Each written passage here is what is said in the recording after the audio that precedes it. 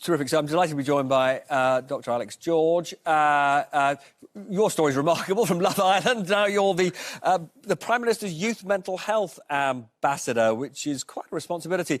Tell us what it means in practice, having that role. Good evening to you, Robert, and thank you for having me on your show.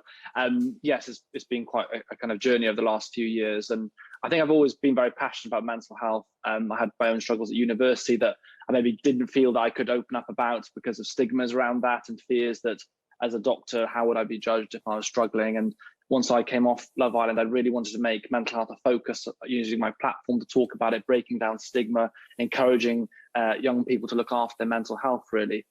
Sadly, I lost my brother in the summer to suicide. He never reached out or spoke about how he felt, and that has always been very difficult for me personally, but a huge driving force to campaign for change, really. So I spent the last 6 months or so speaking to most of the charities out there, like Samaritan's Mind, speaking to leads in mental health, and of course the schools, to gather really information about what we can do, how can we help children at schools. So when I opened this campaign and I kind of spoke to the Prime Minister initially, I really wanted to get across how important it is that we support children throughout the next few months and particularly years after this pandemic. I mean, the figures you've just seen there on the board, highlight exactly what I'm talking about.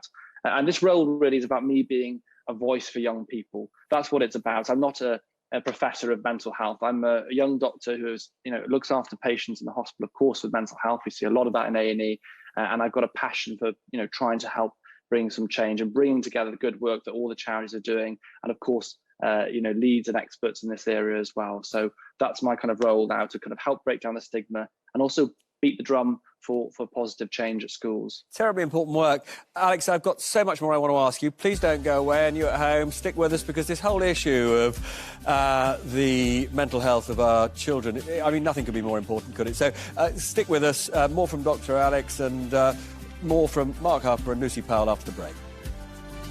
Welcome back. I'm delighted that the Prime Minister's Mental Health Youth Ambassador is still with me, Dr. Alex George. Alex, you've talked publicly about the need for schools to be able to offer counselling to young people, to have much better links with also professional counsellors outside. But, when I talk to teachers, they tell me that, they just haven't got the resources at the moment. What have you said to the Prime Minister about this, and how confident are you that you'll get the kind of resources into schools on mental health that you say are so necessary?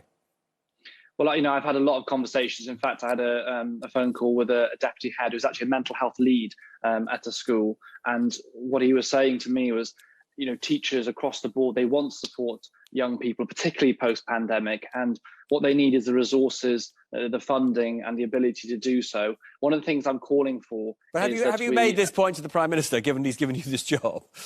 Absolutely, and one of the things that I've talked about, and particularly the next few weeks and months I'm going to be pushing for, is that I really want to see the funding backing the mental health support teams. As part of the 2017 Green Paper, the plan was to roll out these mental health support teams, which would provide vital support to schools themselves, to mental health leads at schools, and to the children, of course. And at the moment, I think we're about to hit, or we're going to hit 25% of schools having mental health support teams by 2023, which I think we could be much more optimistic on. I think, really we could roll that out at a much greater pace. And now more than ever, that's absolutely vital. I'd love to share a statistic with you. The Centre for Mental Health Modelling suggests that 1.5 million children and young people under the age of 18 could need new or increased mental health support as a result of the pandemic. So if you need evidence for why we need that, 1.5 million children is just staggering. It is staggering. I don't know if you saw her, but we had the Mental Health Minister, Nadine Dorries, on this show only a couple of weeks ago.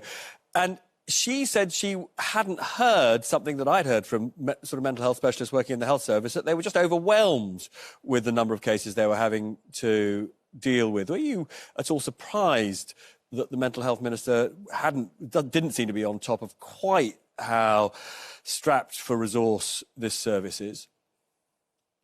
Well, I think, I mean, look, across the board, the last time the lockdown was lifted and children went back to school, referrals to CAMS went up by 25% week on week. So CAMS being the Children Adolescent Mental Health Service, who do a fantastic job, by the way, but are incredibly overstretched. And I mean, I've heard across the board from parents, from children, from young people who I have been speaking to, and they are telling me that they need more support at school. They are worried about going back.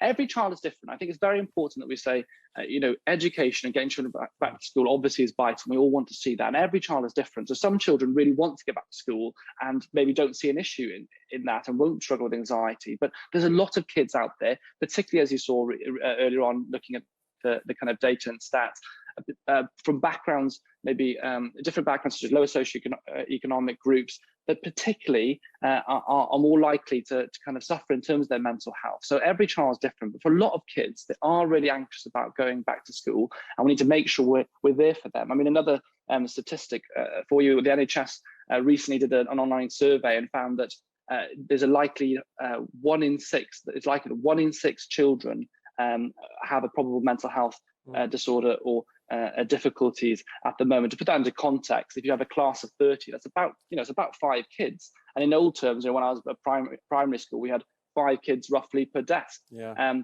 So, a desk's worth of children in every class who are struggling, and I don't want them ignored. No, totally. And look, very, very quickly, I'm going to ask a slightly mischievous question. You came off Love Island doing some amazing work as a doctor and also in the mental health area.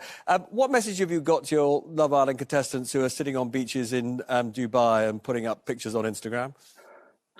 I mean, it's tricky. I'm a big believer that you can only control what's in your own sphere of influence, but I think it's important we all, share, we all give out the right messages, and we all need to do our bit. Everyone's trying to stay at home, keeping everyone safe. Come on, let's all show the right messages and be positive role models, really. Alex, so lovely to have you tonight. Come back so much. soon, I hope. And I just want to say that if you've been affected by any of the issues we've discussed, such as suicide, other mental health issues, there are superb organisations that can give you support and advice. Their details can be found at itv.com/advice.